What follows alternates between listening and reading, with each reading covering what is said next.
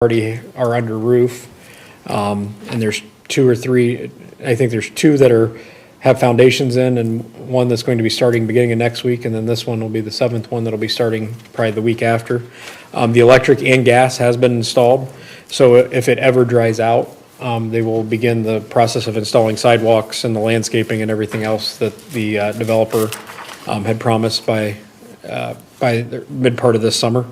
Redwood Apartments is also going, trudging through the mud, I guess is about the best way to say it. They've got a good chunk of the underground utilities in. Should start seeing utility plats probably the next month or two, followed by roadway going down, and then probably start at the early part of summer. My guess is around June, early June, we'll probably start seeing buildings going up. The first units will go then. And they intend on having all 91 units done by next summer. So that's moving along. Chardon Baptist Church is finishing up their addition from last year. Buckeye Chocolates is in the middle of their renovations. They'll be coming to Planning Commission next week for a slight change to their approved plans. And then I believe probably the next month or so, we'll see they were going to be redoing their parking lot, adding additional parking and drive-through facilities. IS Squared is continuing along with their roof renovations and starting the interior, they're starting the gutting portion of the interior renovations on the third floor, but they can't start those until they get the roof finished, which they're right now they're well underway on, I believe, the flat part of the roof, the part that Planning Commission approved late last winter or last fall into the winter, should be wrapping up here in the next week or two. Maple Trace, plans have been submitted.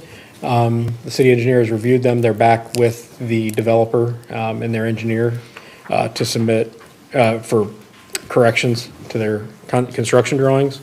Wendy's will be coming in for an exterior remodel at Planning Commission next week. Faith Rescue Mission is getting very close to hopefully wrapping up and getting their occupancy permit after some delays on that. Other than that, I can answer any questions. Anything else? Steve, on the second page, you have PC case 22004. It says a concept plan and architectural review for a warehouse and distribution. Yes. Is that a new business or is that an expansion? It's an existing business, but a new building. So there's GBSA, GBSI, both have buildings down there. Okay. They're building a third building now, where there was a smaller building on that's been demolished. Gotcha. And that they'll be putting another building similar to their other two. Those, I was told I should have construction drawings for those next week. Steve, when do you anticipate the joint meeting between Planning Commission and City Council for the zoning code amendment? The consultants. I have to sit down with the city manager to go through this draft yet, and once that takes place, the intent would be to get with Chris Hopkins on availability, and then I would like to do that here. This has been dragging on and on, so I'd like to get that moving sooner rather than later. Hopefully later this spring or very beginning of summer. That'll be a fun one. Remember the last one? How many years ago was that? What was the last one, Steve? It was about, I'd say, at least 3 years ago. Well, that was just the comprehensive plan. This is the nuts and bolts code stuff. This is even more fun than that. Oh, joy. All right, any more questions for Steve?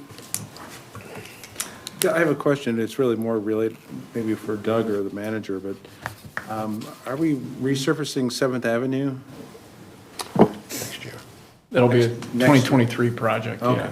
So that'll be done after the heavy construction is finished on the apartment building? That's correct. Good, thank you. And extending it as well to Industrial Park. Right, So the extension and the intersection improvement all next year. thank you. Anything else for Steve? All right, thanks, Steve. Good work. Thanks. Agenda item number 7, council committee reports. Economic Development Committee, Kyle and Heather. Kyle? Thanks, Mayor. It was a long time coming for this economic development meeting. The last one was December of 2020. We had quite a few agenda items, but I'll briefly go over them. The first one was we discussed the BRE 2022 program. Steve is involved with that. It was delayed by COVID, and that focuses on retail businesses. Steve is going to attend some training as well. Next agenda item, we reviewed the community reinvestment areas, the CRA and the tax increment financing, the TIF. This is advertised in the brochure, and it's on the website, and that gives businesses tax abatements for brick and mortar locations. We also reviewed and discussed retail strategies, contract, and program. Call will be set up with retail strategies to discuss the 2022 goals and planning. We also discussed Thrive Performing and Visual Arts, both at the theater and the 106 Water Street locations. We're considered bringing to council the Helping Thrive advertise with banners and signs. Agenda item number 5 was we're considered the Think Local initiative with Heather and Adam Hendrickson. That we'll be discussing a marketing initiative to assist promoting small businesses within the Chardon city. So that is an agenda item tonight for tonight's meeting. I don't know, Heather, do you have anything else to add? I do not, Okay. except that it's before our next meeting. We'll be going down to Birmingham for training. Yes. And that's with retail strategies? Yes. Yes. Who's all going? It's you, Randy, and Kyle? Or Steve? And Steve. Sorry. Yes. Well, safe travels. We look forward to your report when you get back. Yeah. We leave on a Tuesday, come home on a Wednesday, and we have Kick four out the flights, Thursday. and we have 4 flights, so it should be fine. We'll be in good shape for the council meeting. So Mayor, if it's okay, I'm gonna go down with Adam so we can talk about. Sure, local. we're going to meet Adam Hendrickson up, Yep. and Adam and Heather will take us through the Think Local campaign initiative. Welcome, Adam. Thank you. All right. Evening, council members. In your packets for our meeting this week is information on Think Local. As Kyle mentioned, this is an initiative that focuses on our locally owned and small business community. I'm going to go through it with you and explain it in a little more detail. And I'm going to be making an ask of funding for $5,000 to support this campaign. Here to help me, of course, is Adam. Adam has been working with me over the last 2 months, kind of sussing this out. And when I say work, I mean he's been volunteering his time with me to help me figure out how we can do this efficiently and cost effectively. So I will start by just saying, if you can reference your packages or your packets as we're going through.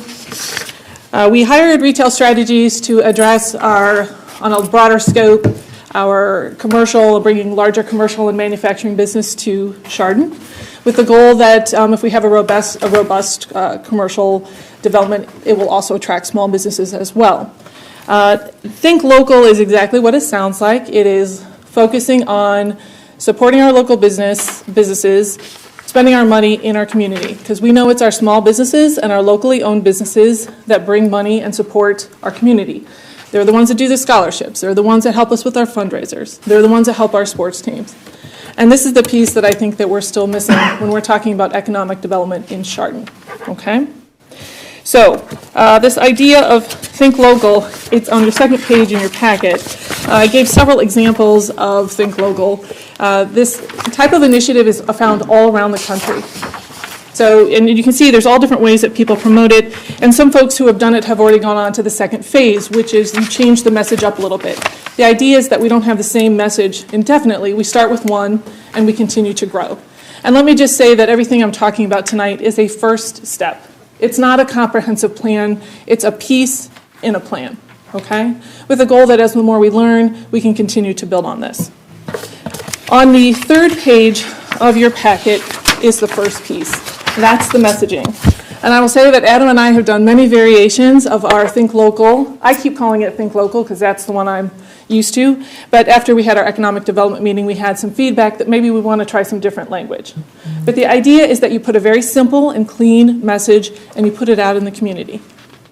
It has to be something that people can drive by and see and they'll remember. I'll give you my own personal example, which is I use lots of rental vehicles in my job. And I was filling up, I'd get off the highway and I'd fill up down in Concord. And somebody said to me, well, why don't you go to Chardon? And this was a couple years ago, and said, why don't you go to Chardon? If you want there to be gas stations, locally owned gas stations in Chardon, why don't you go to Chardon and support your local business? And I was like, yeah, why don't I?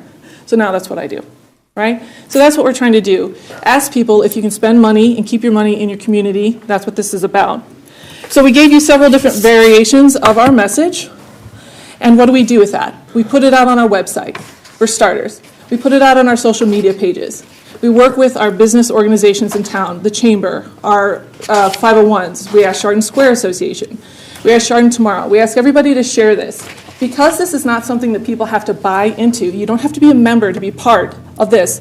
This is coming from the city. So the city, this is this initiative for businesses in the city, of which there are how many? 278. 278, although Adam can explain to you how many folks try to register their businesses in Chardon for advertising purposes, and that's one of the things that he's been finding out as he's been working on this.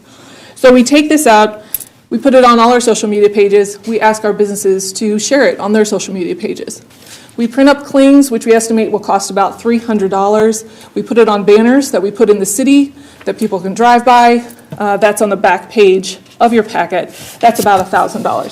So of the $5,000 I'm asking for, $1,300 of it is approximately for physical advertising that's out in the community. Other things that we can do, we add it to the kiosk, the kiosk that we have in town.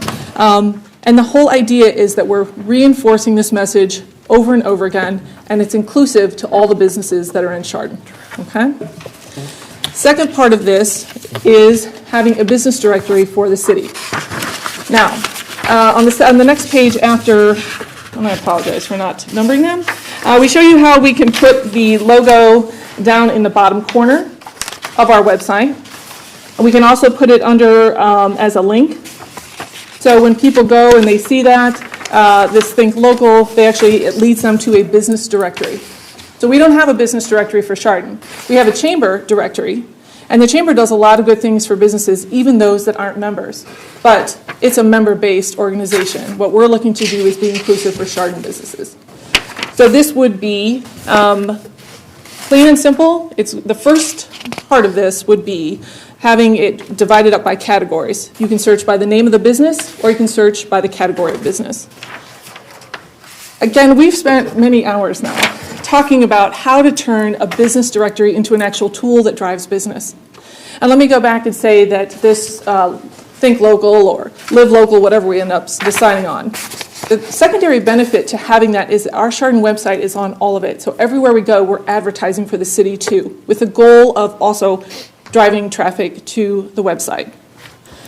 In this packet, I gave you two examples of how somebody would be able to navigate through. And because Adam's been volunteering, I didn't ask him to create a website for you to look at. But the idea is you go to a landing page, you'd search for the business. If the business has a website, it would direct you with hyperlink to their website, or it would take you to their Google landing page. Okay.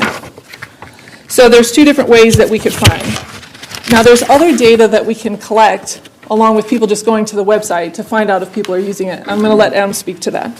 So as you know, if you search a website, what you want to look for is when they click and they're going to go, let's say they're going to go directly to our website. We can't control traffic otherwise. If someone goes on Google and just types in, I want a car wash 44024, they're going to pop up a few. What we want to try to do is with our site is actually, I would put in basically meta tags that would have car wash, detailing, things that would just hopefully kind of grow that. And then, since we're linking it to our main site, that data that we would collect would be the IP address. Are they local? Are there somebody that's from Chardon? If they're on a cell tower, since they still use MAC addresses based on access points through cell towers, we know if they're somewhere nearby. We can tell them if we're in the Chardon area. Without invading privacy, you can only go so far, but you do know location. And that's really the big ones, is somebody's looking local in their house, if they're going to be shopping in Chardon. If so, we have Lake County or, say, Portage County. and they're on our website, we want to make sure we know that that traffic's being directed, one, to the Chardon website, but also to the local businesses that we have. And that's kind of where I work with, using the state's, the Secretary of State, finding all the located LLCs, S-corps, making sure they're all actual Chardon-based businesses, flush them out that aren't. So our site itself actually has only Chardon in the city of Chardon, so when Google and all these other aggregators are out recrawling the URLs, they're actually pulling that data, and it's actually going to clean even Google over time, because that algorithm will always change. And that's kind of the goal in the end of it, is actually having our sites being the main one that people are driving to and actually looking for the businesses. I don't understand all of that either, but what I do know is that Adam talked to you about how, that's why you're here, right? That's right. The idea is that we can collect some data that we can use, right? We're going to be able to have other data about, and we'll be able to see if the website has traffic and how people are looking for it. And that's useful to have. That's useful for business owners to have. That's useful for us to have. It would be useful for us to give that to retail strategies as well, right? So that's the directory, creating a directory. The quote for that is on the back page of your packet as well. That includes a 1-year maintenance contract. And Adam would work on that once a month, refreshing the data. Or if we called them up and say, hey, there's a new business, Steve lets them know there's a new business, and get them added. So again, does a business directory alone by itself, static? No. It's a piece. It's a foundation piece to building something that we could turn into something more. And that will be something, like I said, we've talked about it a lot. Like, what else can we do on a business directory? Can we feature businesses? Certainly we can be doing Facebook posts and social media posts right now to promote this, think local, but this is another service to help local businesses get people to know who they are. And then the last part I put in here, phase 2 about this isn't going to cost you anything except our time, economic development's time, which is fleshing out our economic development section of our website. It could use some attention. I gave you the example on here, which I don't think you can, it's the Painesville Economic Development website. I'd suggest everyone take a look at it whenever you've got some free time. It's really well done. And the thing is it's easy to navigate, it's clean, it's got good information. And what Kyle and I have talked about briefly is about how we could make our economic development portion of our website more robust, better. So that somebody, when they're looking perhaps to relocate to our city or consider us for a business, we have a very professional front face before they get to talk to Steve.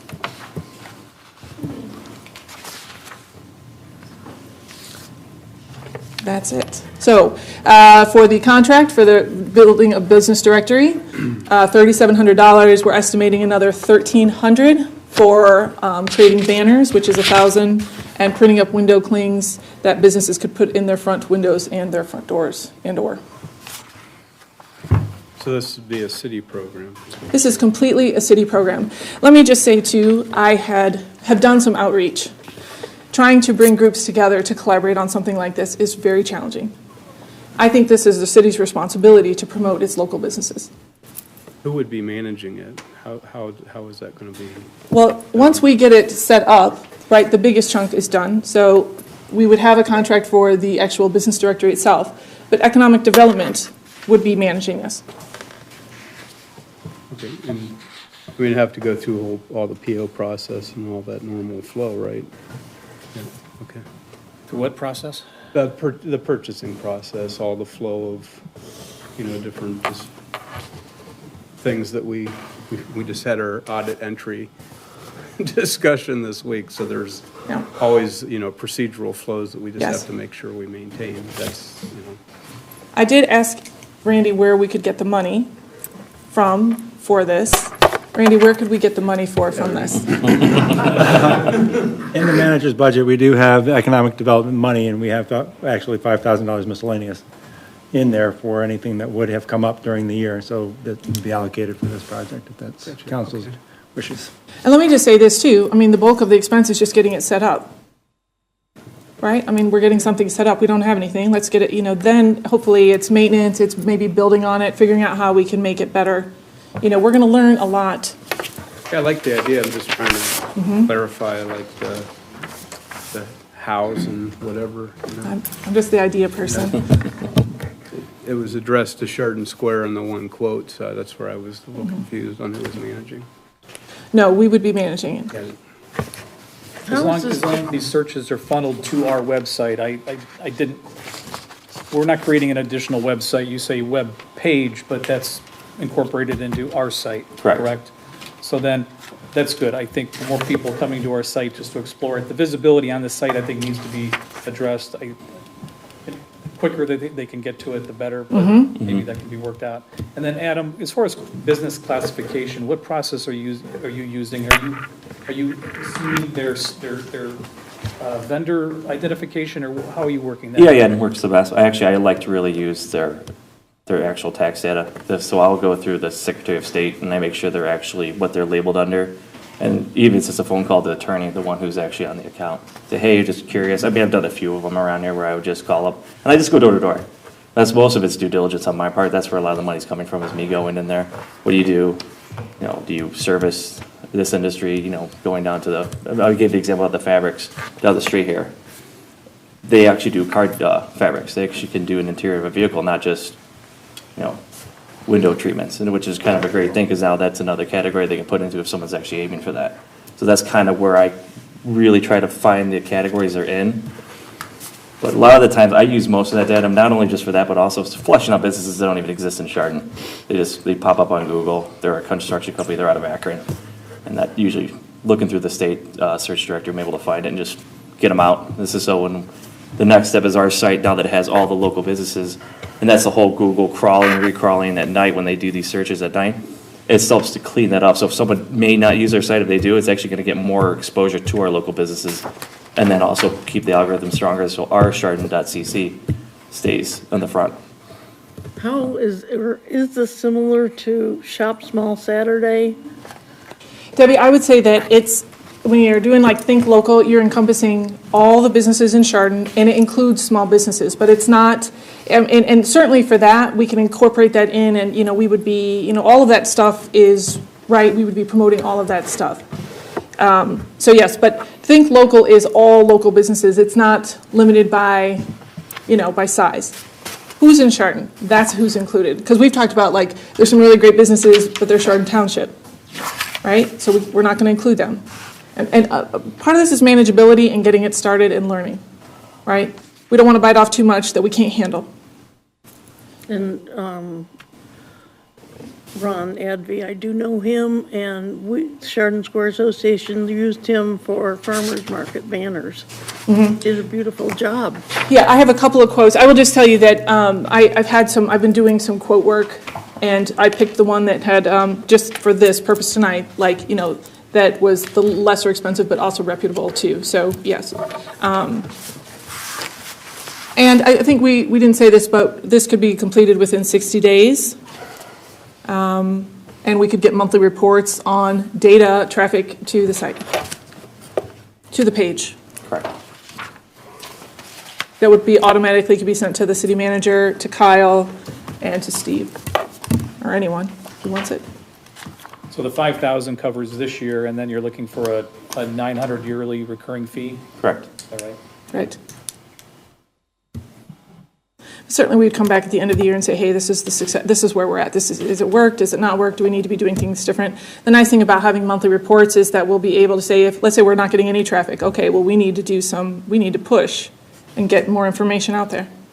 Do the searches reveal any demographic information on Without being too invasive, I mean, there's plugins I can put on the site that can really that can require more information. I don't really want to put too much where someone has to put in an email address, because then I don't want to turn people away. No, I agree. But you can always track a MAC address, an IP address, whether you're on a cell phone or in someone's Wi-Fi. And that will give you the exact location if it was a cell phone, if it's a computer. Heather, what does that mean, did he just say? I wasn't listening. I felt I started to, zone out. No, I know. Okay, well, That's fine. I think what you said down, all right. Heather, I think this is great thing that you've put together, and I know that Chardon Tomorrow has struggled to do this for many years, and they just can never quite get it off the ground, and I agree with you. I think this is a city responsibility, and I hope that I'm going to support this, and I hope that we continue supporting it for years to come, that this is a very important component of economic development. The only comment that I have on this is looking at the graphics. It's a soft spot. No, I mean, We're not married, we are not married to any graphics. my only comment is I think the red text gets lost in the black background. Okay. That's all. We're certainly open to, like what people think. I just want to pick one at this point. We've been talking about it for a couple months, right? We're gonna vote on the color? We could take that off. What we could do is we could take that off, the red off, and try a different color. I will tell you that a white background is no good for, we were in Beans talking about this one day, and it's all snowy outside, and the white, we were kind of holding it up, and it was like, oh, no one's going to see that. I just think it's something more of a higher contrast. I mean, that's, you see websites that people, use like dark gray and black text or something that's, it's Right. completely illegible. It looks good to somebody, but, anyhow, that's just my opinion. Did you ever figure out what Chardon's approved colors were? I mean, we discussed that. We went with Chardon colors. Is it the high school colors is actually Chardon Yes. colors, or is it green, blue? Don't ask questions. There's really no official colors for the city. Don't ask Well, me. they have the green and the maple leaf on our park logos. And they have blue on the, We have blue in the Letterhead. bandstand, yeah. because that's your favorite color, right? I'm not a graphic artist. I can still hear you through your hand. So, Outside of the font designation and background, the experience, live, and think, you're looking for, it's gonna be one of those, correct? Correct. yeah. So does anyone have any strong reservations about They look so excited. any of those? We'll leave it in your hands to choose that. What? First mistake. We've done many of these. You wouldn't think, because it's not that fancy, but, okay. That's it. Thanks, Adam. So you need a motion? I need a motion. A motion or emotion? Is there a motion to allow the city manager to authorize a $5,000 payment to the Think Local campaign? I'll make that motion. Been moved and seconded. Further discussion? Please call the roll. Mrs. Chuha? Yes. Mr. Groff? Yes. Mr. Loco? Yes. Mr. Martin? Yes. Ms. Means? Yes. Mr. Molesky? Yes. Mr. Blackley? Yes. Passes. Congratulations, and Adam and Heather, good work, and whoever else supported your efforts. We look forward to increased traffic to the website. Increased access to our businesses in the great city of Chardon. Heather, just as a, off the top of my head reaction, Yes. if I had to pick one of those, Yes. I would probably pick Think Local. Hearts to Dave. Everyone's welcome. If you have thoughts or on this, just email them to us, to Kyle and I, and we'll get this figured out. I mean, I'm not very good at that kind of thing, but looking for a reaction off the top of my head. Yes. That's the one that jumped out more than the other.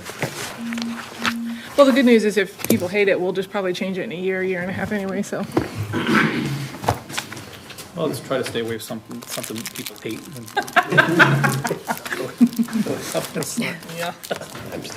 Okay, moving on to agenda item number 8, hearing of persons before council. We have Don Rice here he's the superintendent, Geauga County Board of Developmental Disabilities. And he wants to inform the public of the past, present, and future plans of the Metzenbaum Center. Don, you've been here before, welcome back. Thank you, and thank you for having me. I'm going to keep this short. This is our first time back since COVID. We kind of laid low during that time. We served, last year, for the first time, we served more than 1,000 people. It's growing from 2003 for about 530 people to about 1,000 last year. So we are serving more and more people as we do. Anybody want to guess what our youngest that we're serving right now? Infant. Infant, how old? 6 months. 6 months is too high. Thanks. 2 months? 2 months is just a tad low. It's 3 months. We have a set of twins right now who are 3 months old. Our oldest, somebody want to take a shot at the oldest? 74? Way low. 91. Getting close, 93. So obviously, somebody who's 3 months old needs something very different than somebody who's 93. We cover the broad range of folks.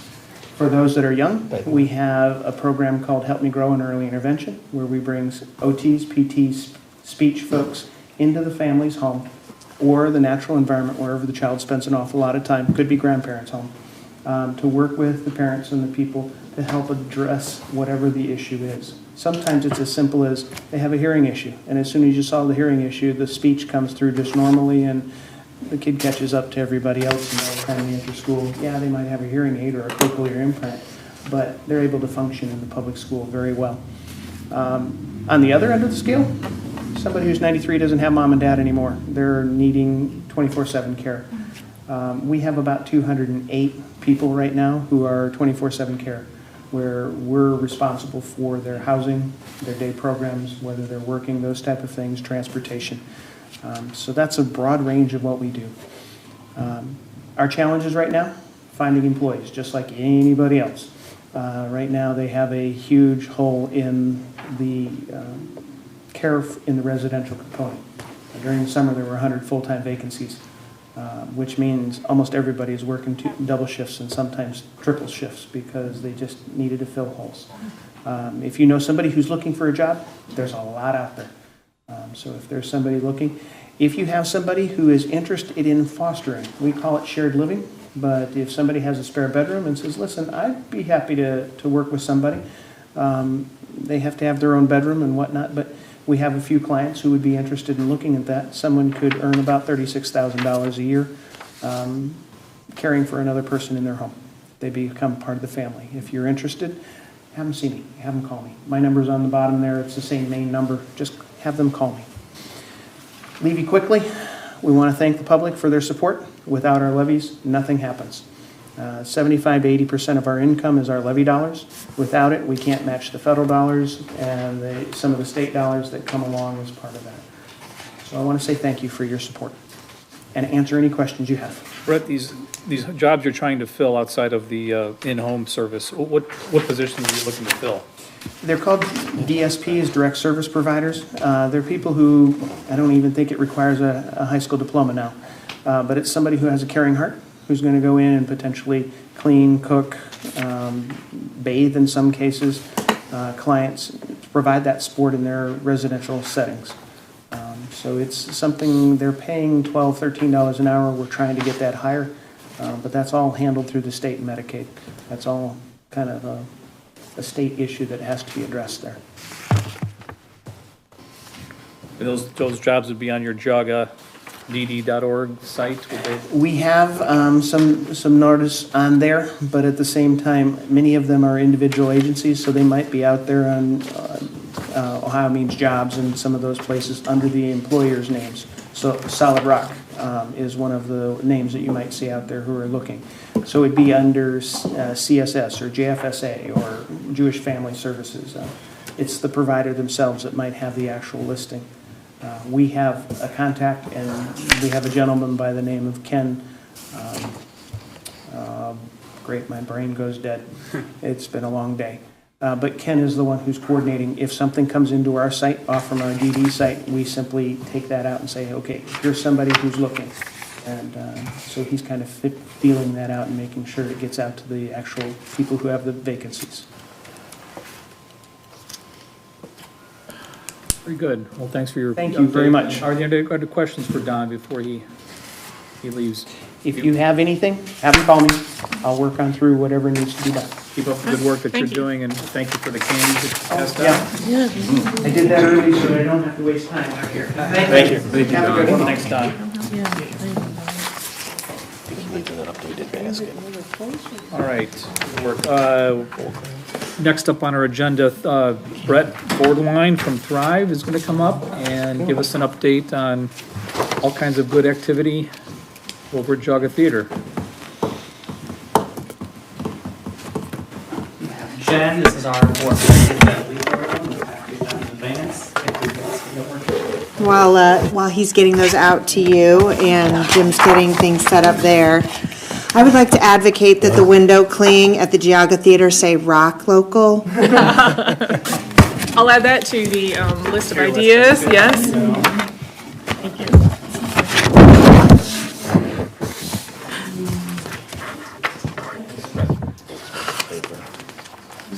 Thank you, sir.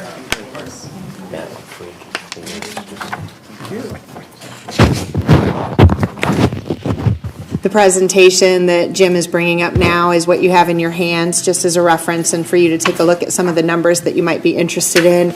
But we'd like to start with thanking you for having us in your presence today. And for those of you who I haven't had the joy of interacting with, I am Jen Liebler.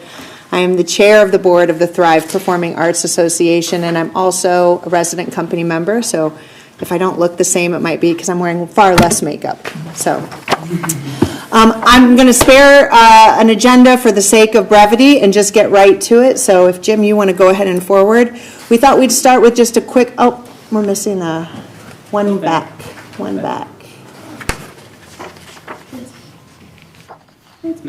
Oh, okay. Well, let me start then with an organizational update for you. So just a quick update. Many of you are familiar with our organization from a standpoint of the resident company and our managing and artistic director. We have a board of trustees that we operate with. We're very proud to have our local Tom Psycho on our board this year as a result of our commitment to bringing a local onto our board. He has been invaluable to our success. And so pleased also to be able to interact regularly with Randy on our board as an advisor of the city and also a member of our trustees. So from that perspective, we've had some shift. We've had a lot of transition in this growth. We've expanded considerably. We've added board members, we've added trustees, and we've elevated some new officers. We've had some people who unfortunately had to move on out of officership because of the commitment that we required as we expanded into Chardon. So we've had a lot of luck and support from those who have been part of our company before, but also some new folks. So that's excellent. In the form of team and volunteers, we have a pretty solid core of volunteers that help us and assist us regularly. We're also proud to say we've had several individuals from the Chardon community help us out and support us in day-to-day ways and in long-term ways. We have folks that have helped us with photography and even on the stage in the form of musical support. We've had folks that have helped us even usher people to their seats. So it's really great to see people from Chardon coming out and participating in our events. And the community partnerships are really developing well and I believe are fundamentally strong in the form of Brett's relationship with many of the local businesses, our partnership with the local businesses, and many of the local associations. So we're very happy with the way our organization continues to learn and grow. So what you see here is the Thrive financial overview. I know that it's important to this council as well as the city that you have a fundamentally strong organization in your theater and helping to support the work and the growth of the organization. So I'd just like to walk you through some of the things you're seeing here in this data. And in the addendum in the back, you'll see a clear table of our cash flow. We are a small but mighty organization, and so I'll walk you through. The overall trends essentially represent what you see in a startup or an expansion mode of a nonprofit organization. The goal of nonprofit in general is obviously to grow and continue to fund, and that's what we've really tried to accomplish this year with our financials in the form of continuing to invest what we have available to us in the theater and in our productions to make them the best that they can be for you guys here in Chardon and the community. So we've had some significant improvements made. Very thankful also again to the city for dedicating commitment to that improvement in the form of the things that you guys have satisfied, the floors, the carpets, very helpful to making that space look aesthetically fresh and new. And we've also invested ourselves in things like curtains that'll be hung in the next couple of days that are 100% fire retardant. We also have done some work on the window. I know we have some work coming to the window. We've got the lens that we use to project the movies that we purchase, as well as the sound equipment that we're using. And one thing you've probably noticed if you've ever attended a Thrive event is that we don't really like to do anything mediocre. So when we purchase things like subwoofers for the theater, we want to ensure that you guys are getting the best experience you can have, regardless of whether it's a Thrive show or a movie or a live series show.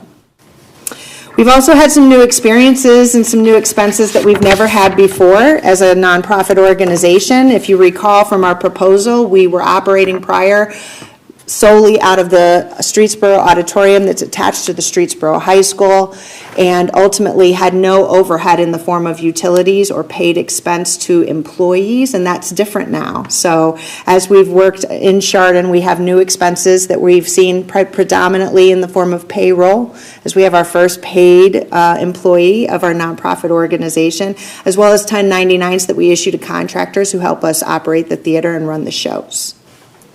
We also have made some investments in some infrastructure that we think is really important to the next phase of our growth, which include organizational products, our Prepared system, which is essentially our hub for our company in the form of schedule, documents, scripts, audio clips, everything in one hub. We've also invested in a more robust version of a live bookkeeper to get us on track financially to really start to dive into what we've done in this first year and what we've learned, and so that we can appropriately budget for the shows that we have next year and continue to see those lines come together when you see the expenses butted up against where we're making money. Another factor you see in those documents, obviously, and I don't think I have to say, I think it's everybody's experience, the COVID year did present some obstacles to us in the form of occupancy. We did see the Chardon Polka Band have to cancel in December. We had to do a little bit of maneuverability there. Some of the expense you see in that show column is related to refunds we unfortunately had to issue as a result of that cancellation, because the next date that we had either didn't work for the patrons who had the tickets, or they just really didn't want to take the chance on a reschedule. So we honored that and did see a little bit of a dip in that. And then finally, in relation to the expenses that you see, what we've done and what Brett will touch on in his portion of the presentation, which will be much more exciting than mine, is really focused on bringing in additional live series acts to the theater. So we have some really exciting work going on in the form of what we intend to present to you next year beyond Thrive, and that requires deposit. That requires us to invest in those acts and hold them steady. So I'll let Brett expand on that in the future. Moving forward, we still have 2 live shows coming to the theater. We have Cinderella, which we believe will be our biggest show and event of the season. We have already seen significant sales in Cinderella. We're really excited about it. We're really proud to be able to present to Chardon one of the first original scripts to Cinderella that probably you've ever seen locally, and the first thing that you've seen from Thrive that's really truly our product from soup to nuts. So that's really exciting for us. And then in relation to moving forward in the Q1, we have seen lots of change coming with the COVID year. We are very optimistic that we will continue to make money. The short and sweet of the story is, while we're small but mighty, Thrive is operating in the black, and we have positive intentions and forecasts for the future. So you see all of that in what you have there. So let's move on to the revenue slide, and I won't spend a whole lot of time here. Again, this information is really just so you can get a landscape of how things are working so far to date, right? So what you see there are the Thrive main stage shows, the Cinema Sunday activity, as well as our third-party series. The peak you see with Holiday Spectacular is number one because we did it the most, and number two, we also did that show in Streetsboro. So we sold 331 seats in Streetsboro on a one-night show, and even so, in a COVID world, that's really low for us in Streetsboro, because we would typically see 500 to 600 in that night. So the revenue associated with Holiday Spectacular does include our Streetsboro sales. Likewise, I'll also point out that in the concessions pie, we do not sell concessions in Streetsboro. So as you take a look at those numbers, you see that we've really done well in the form of concessions equally by quarter. And we are going to take the new software that we're using through QuickBooks and through our live bookkeeping, and we're going to do some work in projecting and trending that a little bit more deliberately this year to define really what it is that people are looking for in their concessions and their experience. Cinema Sundays, I know that's on the mind of the council. We are working on an excellent plan for you that I'm not going to steal Brett's thunder around and let him reveal. But in general, that is the scope of where we stand from an organizational and a financial perspective. I'll be glad to field any questions that the council has, or if you would prefer to wait until the end, we'd be glad to wrap that up then as well. So with that, I'll turn it over to my colleague Jim, and he will walk you through what we've done to date for those of you who have foolishly not attended a Thrive show. It's been so nice to see many of you in this room at a Thrive show or multiple Thrive shows, and we've had a great time hosting, and we hope to continue doing that for many years to come. So I want to recap just what we have done so far in the first 6 months of being open. And so, Brett, if you wouldn't mind cutting to that video. We've done 17 live shows so far. We've had over 50 participants from 4 different counties in the shows. And we've had over 2,500 attendees thus far. We opened with Back to the 80s in September. A little shot of the stage there for those who haven't seen yet. Did a Halloween show and plan to add to that this coming season by doing a kids edition on a Sunday. The holiday show was well attended. And again, I think we'll do that on a Sunday next year. It seems like people in Chardon enjoy the Sunday option. In February, for the first time, we had third-party acts, including a couple of local favorites, the Big North Band and the Chardon Polka Band. And we did our own variety show in February as well, where we had all kinds of music and spoken word and dance, lots of variety. In March, we had our first stand-up comedian, and some people told me maybe the first stand-up comedian in Chardon, period. I don't know about that. But it opened the door to a bunch of national comedians and regional comedians wanting to come to the Geauga Theater for season 2, and Brett will talk about that. For our show, Tune Lovers, we did a Broadway show recently, this March. And like Jenny said, we have Cinderella coming up in May. And in July, we're going to do a 50s, 60s show. Brett's already partnered with the Department on Aging to bring senior citizens to that show. We are teaming with the Chardon Chamber of Commerce to make one of those shows sync up with the annual Classic Car Cruise and Car Show. And that's Jukebox Jam in July. So we're excited about what we've done so far, but we know that we can do even bigger and better things. We're looking forward to the future, and Brett's going to talk about what's to come in season 2. All right. Actually, the fun part. So coming up, 22-23, we're really taking what we have learned, even though we're excited about what we've done, we think we've done really great things. We have learned a lot in just this first 6 months. We gained a lot of insights, some lessons, and received feedback about different shows we're bringing, different programs. So looking forward, if you're on the future state slide, for 22-23, there's 3 main pillars of entertainment coming to the Geauga Theater. Our main stage season, which is the shows that Thrive brings to the building, and we stage every year. A new series, the Live series, which will expand on those third-party acts and make that into a full series all on its own. And then revamping the Cinema Sundays to make them more appealing and to make them so they can sustain and revive themselves and flourish. We're also looking at 2 different membership programs, new Geauga Theater memberships, and of course education at Backstage Studios, which everything is looking forward to. On the next slide there, you'll see the selection of main stage season shows that we're looking at. We heard the feedback from proposal day 1 to now. Of course, we had planned the season we had well in advance, so now hearing that feedback, we are introducing 2 theater shows, straight play theater shows, acting only, which means half the season will now be an acting-heavy theater experience. In September, you have the Right to Remain Dead, which will be an interactive murder mystery with the audience.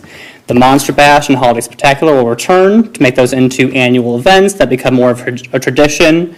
As we said, we're bringing the Monster Bash back as a kids version as well, the Little Monster Bash on that Sunday. That'll be a family-friendly edition. The 9 Worst Breakups, a 1-act comedy. Or like our Thrive Loves Broadway, we're doing Divas, Thrive Loves Divas, most iconic singers of all time. And then wrapping up with another completely original musical adaptation of The Wizard of Oz. And that will be what Thrive brings to the theater, coming in 22-23. And the next is the live series, which we are very excited about. So the live series will expand on the comedians, the bands we've had locally, and take it nationally to touring acts as well. Go on to the next slide, please.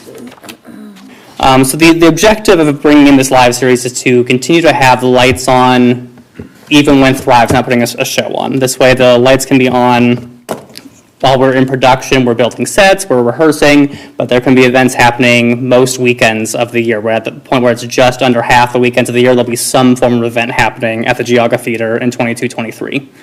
They'll increase the number of non-Thrive events and attendees, while also increasing the reputation of the building as a destination for touring, not unlike the Kent Stage or any other local theater venues that have touring acts coming through. And these really do help with cash flow and our downtime as well. So as you saw those charts with our downtrends when we had months off, of course, cash flow dipped. This will have, in our new season planning, only 1 month of 22-23 will not have a live event of some sort happening at any given time. So we'll flip into the next page there. You'll see the tentative schedule. It says tentative only because only one of those acts is not completely confirmed and on contract at this point.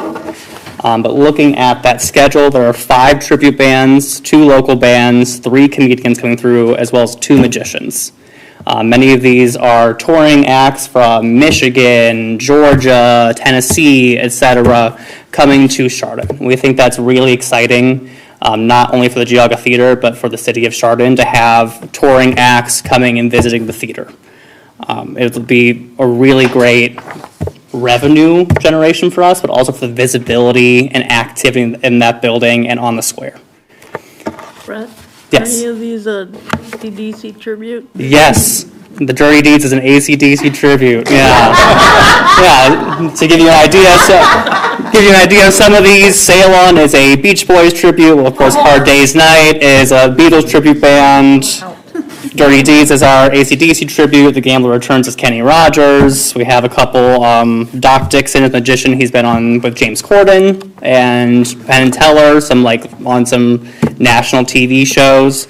Trino, the magician, has a show that he does every weekend in Michigan. He has a residency, but he's making his way out to us for that weekend. So it's a really good selection and a really big variety of selection, from Kenny Rogers to AC/DC to the Beach Boys to magic shows. It's, as promised, the full width. Kenny Rogers Christmas. Kenny Rogers Christmas, yeah. It really is the full width of entertainment. So when Thrive is offering, straight plays and musicals, we also have AC/DC and Kenny Rogers and that live music, comedians, magicians. It's really starting to deliver on that variety that we hammered home and we promised in our proposal, and we're planning to deliver on that in 22-23. That does quadruple the number of third-party acts coming in from this past season into the next season. And How do we advertise this so that everyone is as excited as about? Absolutely. What are the plans for that? So first plan, so now since they're all on the schedule, once I lock in our very last act, there'll be flyers printed as well as 11 by 17s with the full schedule. It'll be the same thing for Cinema Sundays going forward. So if the schedule is well advertised in advance, it can be in shop windows, it can be out and about starting as soon as late spring, early summer. So if we're really pushing the 22-23 stuff early and then keeping it out, those will stay up the year round, then that schedule, so people don't have to go digging for or looking for the event. It's just constantly everly present. Here's the live series, here's the schedule. We'll have a little blurb describing, underneath it says Beach Boys tribute, it says AC/DC tribute, so people know what they're getting into. But if we can then partner and we can get those visible on the square, in the shop windows, on our own windows, of course, of the theater, that is going to be really key. The Geauga Theater website had a rebuild as well. There are now pages dedicated to just those series that show the full schedule of just those series, without having to do the deep dive into our ticketing system and looking for it. So we're trying to really make it visible so that we can market them jointly, which makes it more attainable print cost-wise and million other cost-wise, so it's marketed at once. Are you going to... Yeah, Good. For somebody like me who doesn't get into computers and all that type of thing. For sure. Are you gonna have anything that someone can just look at what's coming this weekend?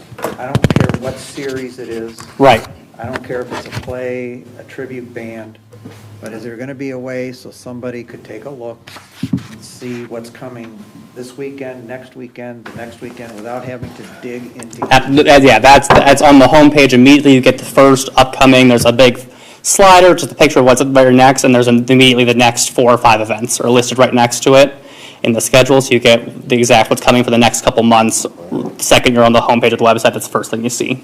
And then from there, you can do a deep dive if you choose to. You don't have to do a deep dive, though. So if you're interested in live music, this way you can go just to the live series. You don't have to dig there to find it, but you can choose to go to the live series or go to cinema if that's all you're interested in. But by default, you're taken to the homepage that gives you, here's what's up next. So what you're telling me is I need to get to the homepage Yep. for, It's also on our homepage too, on Yeah. our calendar of events, right on the right side of on our website, right on the homepage, right? And you're gonna have the printed materials, which can go in the kiosk. right Yep, on go on the square. kiosk everywhere.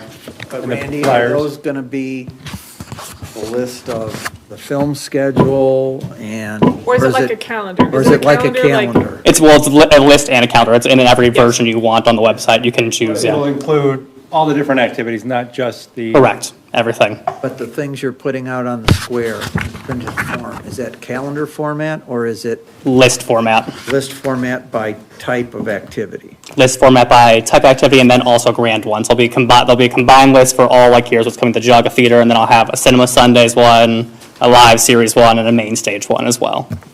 So if you, Are you follow that? So There are will be you, a master list yes, there'll be a master list. in print form. I mean, this is really old school. You're gonna do some kind of like a color supplement and a local advertising. Yeah, so I was Yeah. just gonna mention, and I didn't mean to interrupt you, Dave, I think we started talking at the same time. Organizationally, we have, established a committee format to be a little bit more deliberate and intentional about some of these actions.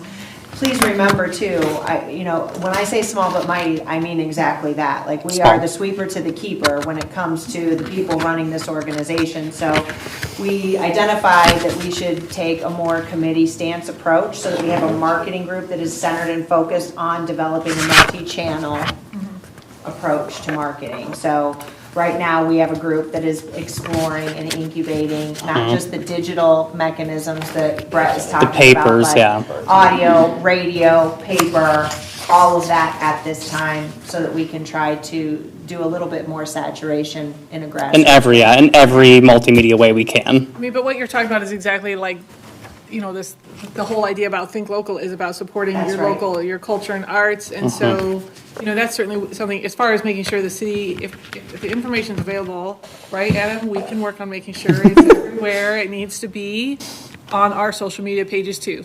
Yes. I would ask to keep in mind, and I totally agree with what I was saying, but there's a segment of us out there that aren't gonna go on social media.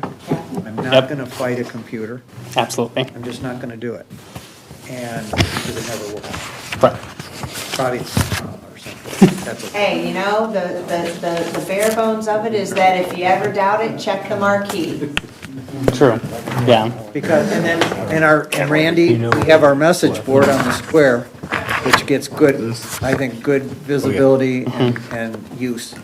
And that type of thing, when you're sitting at a light, because you have, in my opinion, some great offerings here. Thank you. That are surprising. Thank you. And, like, especially some of these bands coming in, the Yeah. tribute bands. I mean, I think this is fantastic. Thank you. I just wanna, Make sure people know about it. don't forget people That's the, that are yeah, in the dark ages still and don't intend to come out. for sure. Okay. Absolutely, absolutely. Really appreciate how you implemented some feedback on what types of events from the community, and in particular, the film schedule feedback that you got Yeah. from council members. But like having, certainly we've heard that people want theater too, so we're really Correct. excited to have that be part of your schedule. Yes, I heard that from the very beginning, that people were missing that component, and we of course had all the discussion of like, can we find someone else to do that or not? But at the end of the day, we really do have our roots. Before we did our major musicals, we were practically a murder mystery dinner theater company for like 3 years of just doing that stuff. So we were like, we're just going to go back to our roots, and we're going to offer a couple just straight plays. And if we're being completely honest, they're actually decently easy to produce on our end compared to a major musical. And if people are asking for them and want them and they're going to sell, there's no reason not to offer them. And we definitely want to apply the feedback and listen to what people are asking for. And I think from the bands to our main stage season to the cinema, everything is reflecting that going forward. Are you requesting or looking for requests on what people would like to see? Yeah, absolutely. Yeah, absolutely. I've taken lots of requests. Let's move to cinema, yeah. Are there any, do you have any access to newer movies? We do not. So the newer, yes. So when it comes into the financial breakdown, it gets a little bit boring with movies. So second run movies is, of course, you have to go through Swank. I know Adam works with Swank all the time for the movies on the square as well. You pay the licensing fee up front for a certain number of attendees. Once you're beyond those number of attendees, you need to pay an additional percent, like 50%, like it goes for every amount. So the movies in general, even these older movies, are not going to be incredibly profitable long time. They're more so as a community ask, as well as a way to keep the lights on and a way to keep some interest and have that nostalgia to the theater. They will not be a major revenue maker. They will, at their best attended, probably be more of a break even or a couple $100 from an event kind of thing. The newer movies, especially first releases, require you to have them running for X number of weeks for a period of time, and you can't show others, so they wouldn't be able to do any other events. It becomes a very complicated bucket. So what we're opting for in the second season is just doing newer classics. We're going, anywhere between the 70s and the 2000s. We were kind of doing some old black and whites and like 50s, 60s films to pull some nostalgia in there. But at the end of the day, it's not necessarily the audience that's going out to those movies or is even mobile to go out and see those things. So we're shifting to newer classics that are going to have a lot of people, I think, really excited to see them. In general, there's going to be, there's a decline of in-person viewing in the culture we exist in right now. People have, every different streaming service they could ask for at home, including, these classic movies if they want them. So we're really trying to sell the experience, even then, uphill battle culturally. So I think that what we're offering next season is exciting enough to get people to come out and see them. So if you look at the film schedule, we're leaning towards everything is PG or PG-13 except for one, which is Stand By Me, which arguably should be PG-13. So everything's a little bit more family-friendly to encourage families to come out. The movies are new enough and age well enough that kids can still enjoy them and that people who grew up in these films can still enjoy them. I didn't know, apparently my dad's first movie he ever saw was E.T., and that was on my schedule, so when he saw that he was very excited. I think it fits that demographic of people that... You're making some of us feel really... Yeah, That was my dad. Yeah. In the theater. Yeah. This is your first one too? Yeah. So a lot of these classics are going to appeal to that demographic more, and they're also going to be family-friendly ones. Like Hocus Pocus is just openly a great Halloween family-friendly outing that I think can get people into the theater. Some of these other ones are timed up for the time period. As you saw in our financial report, A Christmas Story, we're bringing that back because it was by far the most well-attended movie last year, with 60 attendees compared to 8 for some other ones, right? So the 80s modern classics and stuff like that is what seems to be performing well. So just looking at that raw data insights, that's the direction we're leading. And then you'll have, Jaws, Ferris Bueller's Day Off, a lot of more recognizable titles that are still in the zeitgeist in people's memory now, compared to a Roman holiday or something, which of course are considered classics of old Hollywood, but not necessarily drawing people to the theater. So that's kind of our look at revamping the film schedule. Any questions about that? Thoughts? Moving forward, we're offering a couple new membership programs. So replacing our season passes from last year is going to be Geauga Theater memberships. These will not have a cutoff date then, so they don't have to be sold before the season starts. With the way they work, they can continue to be sold through the year, which will make them great Christmas gifts and stuff and allow revenue to keep coming through in that form. The way they're going to be restructured is that they will give members 20% off to events of all kinds, every single event at the Geauga Theater. So whether it's the live series, whether you're seeing the Dirty Deeds tribute band or our theater show, you'll get discounted tickets to everything that happens in that building, regardless. It still provides the incentive to us of getting that revenue up front, right? Getting that payout of buying a membership, and we get that up front just to invest into the season. But allows a lot more flexibility for the purchaser than a season pass, than being relegated to just these shows or just these dates. You choose. It's even unlimited guest tickets, so you get an unlimited number of tickets at that discounted member rate for the whole year. That's really going to help promote the theater, increase attendance at those events by encouraging people to bring guests with them, since it's going to be at a guest ticket price, and really just get butts in seats to introduce people to that building, and then hopefully they'll come back. Maybe they'll become members themselves in the following season, but it's a campaign of awareness and getting people in there to even just have the experience that they want to come back. So we are more than comfortable giving away tickets at a discount if it's going to get butts in the seats. Do you have a price point for that? It's probably going to be $200 to $250, somewhere in that bracket. Somebody calls the theater. Somebody answer the phone. They will not, because I'm the only person that exists there, so it will be a voicemail immediately. It defaults to voicemail. I usually will go through those then and call people back, but it ends up being a bit of time as the only paid employee. Would it be possible to add a, for an upcoming schedule, push 2? Yes, absolutely. That's definitely on our radar, doing an automated attendant so that you can have, to hear upcoming schedule, press 2, to hear movie times can be specific to different things depending based on what you want to hear ticket policy or COVID policy. We could add those all to an auto attendant system. So that's definitely on our radar.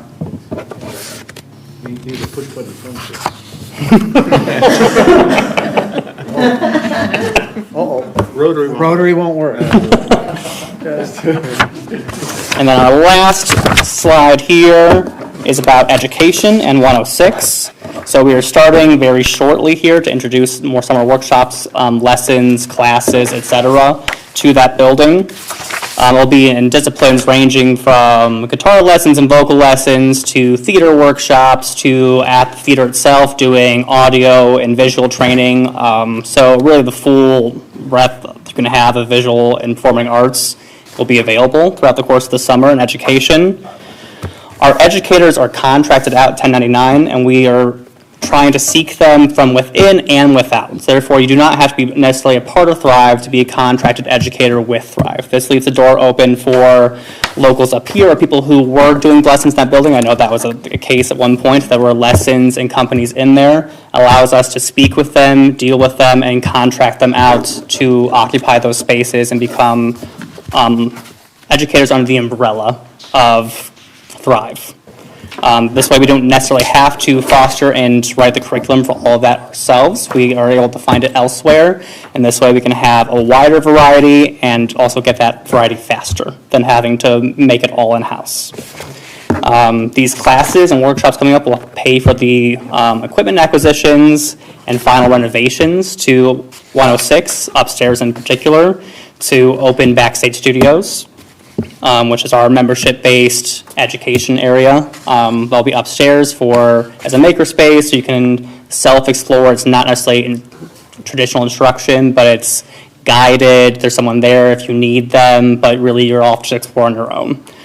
So that will all be used to buy equipment, which will be range from computers and camera equipment, audio equipment, everything we need for that space, which can be pricey. There's already some money set aside for that, and some equipment set aside, but to make it attractive and worthy of a membership, there needs to be the full equipment set up in there before we can start charging people. If we only have a very small amount, people are not going to get a membership, and it will be like a bad launch. We want to make sure that when we do launch that space, that it's ready to be launched and that it's not going to get a bad reputation when it launches. So we're going to spend this time of introducing the classes in those same areas that will be offered upstairs to help pay for that equipment and launch upstairs. So it'll be a twofold of not only getting the money in, but also getting the clientele slowly worked in by, easing them into some classes, some workshops, a couple lessons, and then they can transition to possibly being Backstage Studios members. And that is the last of my 22-23 plans. And you said that roughly half the weekends something will be going on. Yep. Yeah, the thing is, I did the math, it was like 45%. Yeah. And it seems like in years 3, 4, 5, that's only going to increase. That those live series acts will double, triple over time. Yeah, that's the intention. They've already had the acts on that schedule were, some of them were, price we had to pay upfront, some of them were a little bit more attainable. The goal is only, there were a couple, I have a list of ones that were just outside our reach budget-wise of what we could pay out to hold those dates with them. So I have a list of at least 20, 25 more that I want to circle back with when there's the money to do that. That were just outside of our range. Whether it's a Heart tribute band or a Frankie Valli and the Four Seasons tribute that I was trying to get, like all of them were just outside. So I could circle back with the revenue from 22-23, with the success of that series, and come back through and bring even more acts through. Whether they're returning from this series or completely new faces. Any questions? But thanks for this thorough update. Impressive, and appreciate your transparency. What I'd love to hear is people that have not been there for a long time and they see one of your new shows, because they have a perception going in that this is from 5, 6, 7 years ago, and it's not even close. Your sound quality, your lighting quality, studio, the stage direction, your concessions, your front stage people, it really is a terrific experience. Thank you. So keep up that good work. And remember, we have one thing about the marketing side of it is you have access to GTV if we don't have it already, but just send them whatever you need and they'll get it. Graphics, timing, calendars, whatever it is. And then we put things on our digital sign, correct, with upcoming programs. So just a couple of more attention getters, but well done. Thanks for all your I presentation. envision people like myself will now look to see What's happening. what's coming this following weekend. Especially when it's half the weekends, yeah. Yeah. So yeah, there'll be something to do for sure, almost every weekend. Well, I wanted to thank Thrive for their very generous offer to help us out with tickets for the employee appreciation evening that we're going to have on the 13th, the opening night of Cinderella.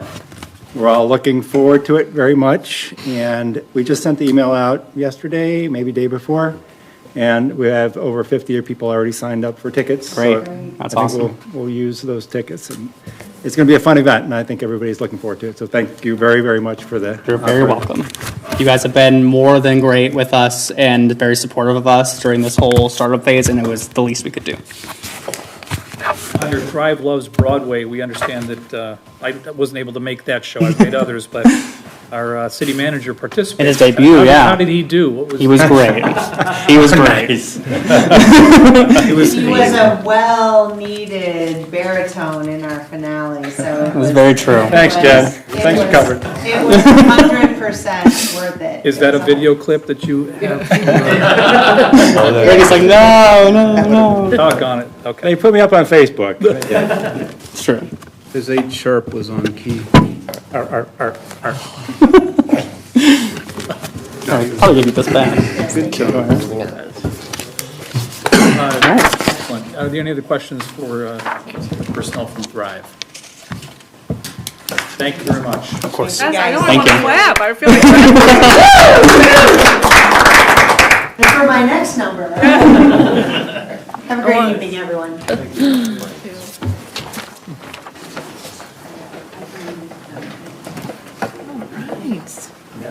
They could coordinate that Jaws with like a restaurant, seafood night or something, right? my suggestion. Thank you very much. Jaws was your suggestion? Jaws was my suggestion. Yes. impressive. That's an old movie. It's a good one. It's a good one. All right, we're moving on to agenda item, anybody, from the general public, do we have anybody that wants to speak from the general public? All right, seeing none. Old business, doesn't appear we have any old business, moving on to. We do have. We do? business. Sorry. I just wanted to give an update on the Giving Garden mural. We do have an artist that's been selected for the Giving Garden mural. His name is Elliot Miller. He's a 2020 graduate from Chardon High School. He lives in Columbus. He worked for the city for one summer. He actually helped install the first little free food pantry. He worked with Mike. He made the paper. Mike and I thought it was hilarious because Elliot made the paper because he helped install it. He reached out, provided several examples of his artwork and a preliminary design. He's going to tweak that a little bit and send it back to us. And I will email it out to all the members of council. His intention right now, weather permitting, and who knows, we might get skunked with the weather, is to come back the May 15th through the 30th and to paint the mural. If the weather's not good, I just won't plant in the back bed, and Mike and his team are gonna get the wall ready and prepped. And so we're very excited to have Elliot working on this for us. He's also, if no one else steps up, is also interested in doing the wall in the back, which is the garage wall. That one is already prepped and ready to go, and we have a really good idea for that. I will say that some staff submitted ideas. They were terrible and rejected, Paul. And so, so we're very excited that the mural project is moving forward. And so, like I said, I will email you all with a design, and I would just ask if anyone has any objections, let me know, but otherwise we're going to move forward with that. And then we don't want to spoil what the design is going to be. So we want to have let that be part of the process. And the Chardon Square Association decided to give a $500 stipend to Elliot for doing the work and voted on that on Monday. Excellent. Well, congratulations, Elliot. Yes. Has he done this before? He has lots of experience. And I will include that, but he's very good. We're not going to be disappointed. Yeah, that'd be funny. That's really good news. Mm-hmm. Shot me down. I know, right? Terrible. Anything else, Heather? No, I see Paul sharing his design over there, which is terrible. Sharing it with who? Staff. Okay, any other old business? Moving on to new business, we have Pat Hodlin from Brand Stetler Carroll Incorporated. And this is the presentation, review scope for the Park and Rec Master Plan. Right. Welcome, Pat. Thank you. And I do have handouts, and you might have had them in a packet, and I'll give them to you. Thanks, sir.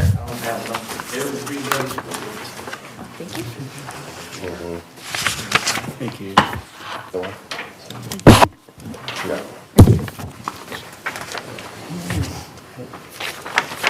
One more. It's your rating.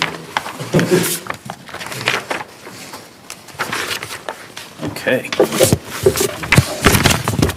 You said, my name is Pat Hoagland. I'm a landscape architect with Branstetter Carroll.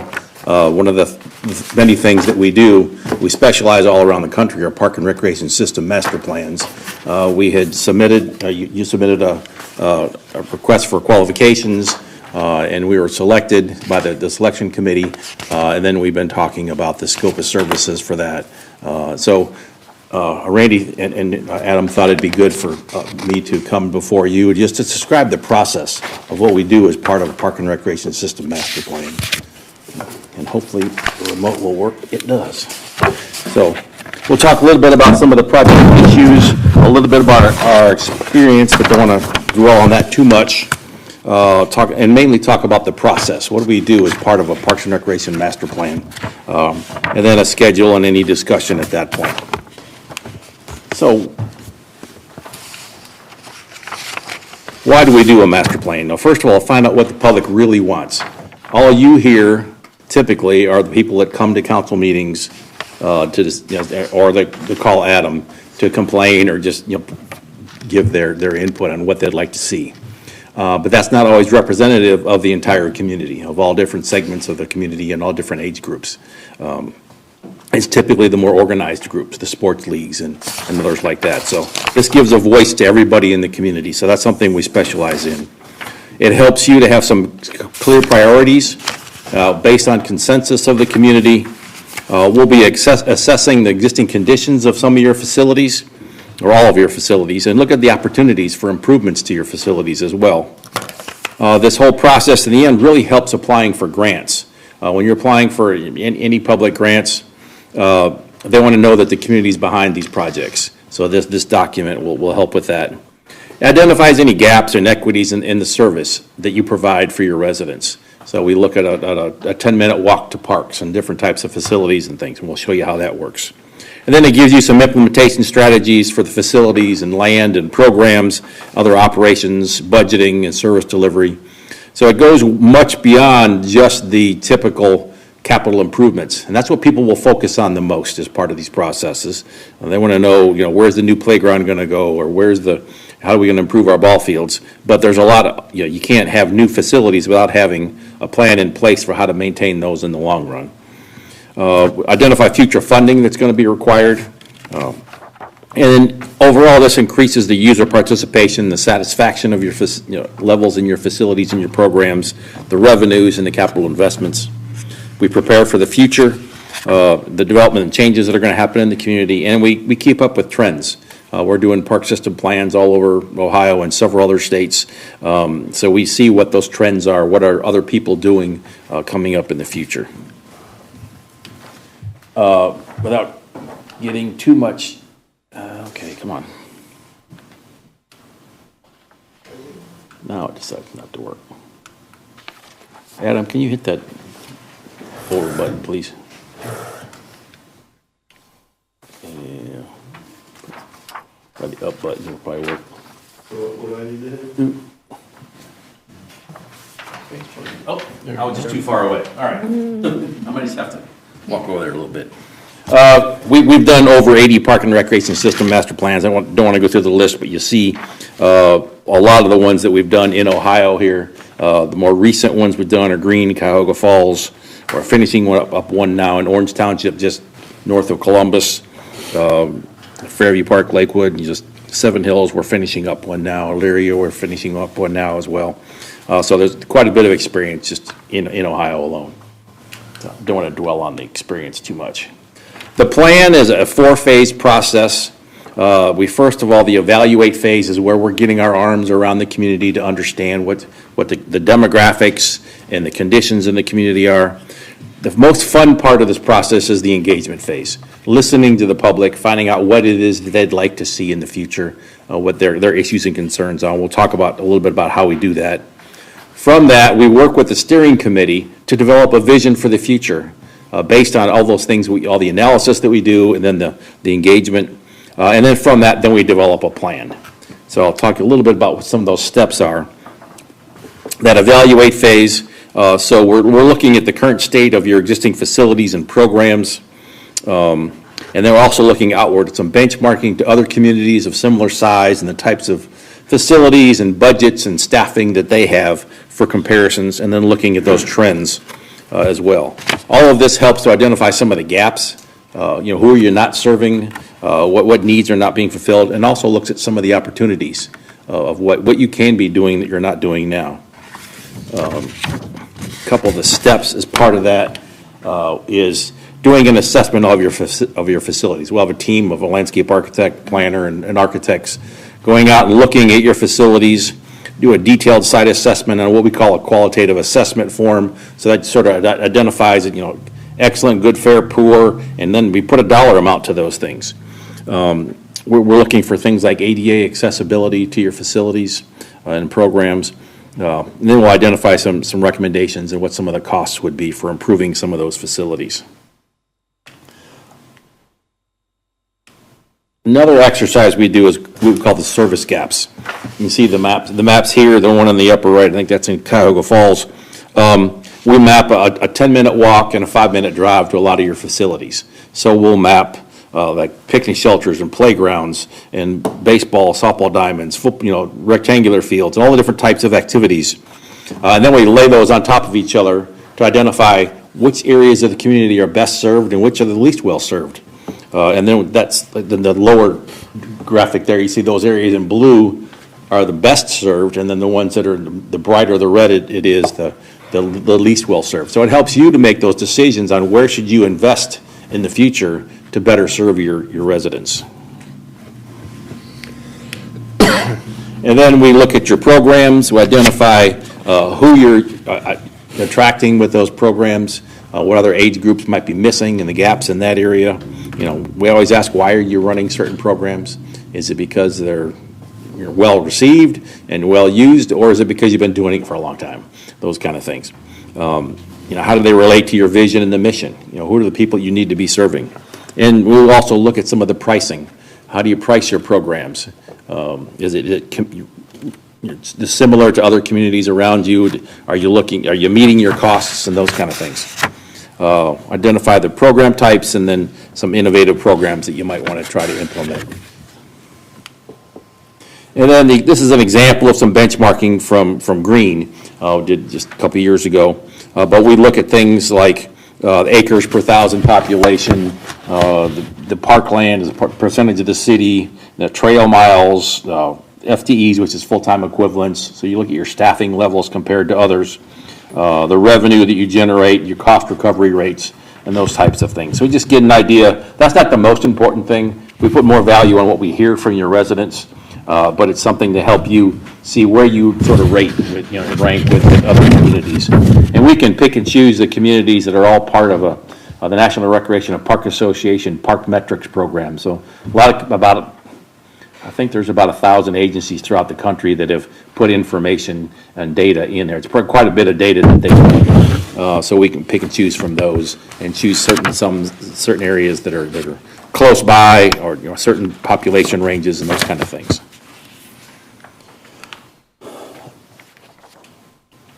So that's the evaluate phase. The engage phase, as I mentioned, is the most fun part of this whole process, going out and listening to the people. So we will use community events. We piggyback on some of the events that you already have going on, so we can get information from people there. We have some interactive open houses that are fun, so you can come in and spend 10 minutes or 2 hours if you want, providing some input. We do some fun things, and we'll show you pictures of these, you give you $1,000 and play money, and you vote on the types of things you want to see, and dots for the kind of facilities and kind of programs you'd like to see. So they're a lot of fun. We go out to the parks and talk to people that are using the parks. We started doing that during COVID when there was a lot of people in the parks, but we couldn't have a meeting. So we would go out and meet people, walk up and down the trails with them, and sometimes got more input, more people responding to that than we did in a public meeting that typically gets about 30 to 50 people if you're lucky. So that's been really successful. We'll meet with a series of stakeholder groups. So those, the arts groups, the sports groups, seniors, all different types of groups we'll talk with to get some specifics on how you can better serve those groups. And then we have a couple different types of surveys that we do. One is just a web-based survey that we send out to everybody. We want to get as many people as possible to fill that out. Another option we submitted as an alternate is to do a statistically valid survey that's a mail-out survey to a random sample of households. So that's more statistically valid than the other. It's a little bit different audience. You're reaching some of those people that don't use your parks and facilities. We want to find out why they don't. So those are some key things that we want to do as part of that. So all this raises awareness of Parks and Recreation in Chardon. It creates some buy-in by those people that are part of the process. They know where these recommendations came from. Then also identifies what those needs are, and that's what we're really looking for. And some of the methods you see on the pictures here, the fun thing about the public engagement is kids can get involved. It's not just the adults. So we like to get the kids involved, and we can go to the events and have these open houses and talk to people in the parks. So they're a lot of fun. And then we can set up what we call a mind mixer site. It's an online engagement site where people can put ideas in there, and then other people can second those ideas. And so it's a way to have a community conversation about some of the ideas that people have. As I mentioned, the stakeholder groups. There's a list here of the typical types of groups that we would meet with. We would like to meet with the council members and the mayor early on in the process to get an idea of what you've heard from your constituents as you campaign for office. What did people tell you? Those kind of things. City manager, Parks and Recreation Board, other planning efforts that are going on, some of those people, the Park District at the county, townships, Chamber of Commerce, and then just others that are there, but the sports organizations, the schools are always a key part of that as well, to find out, how if they use your facilities and you use theirs, what that relationship is like. And then we like to meet with the staff from the city, to get their input, because they're the ones that deal with this every day.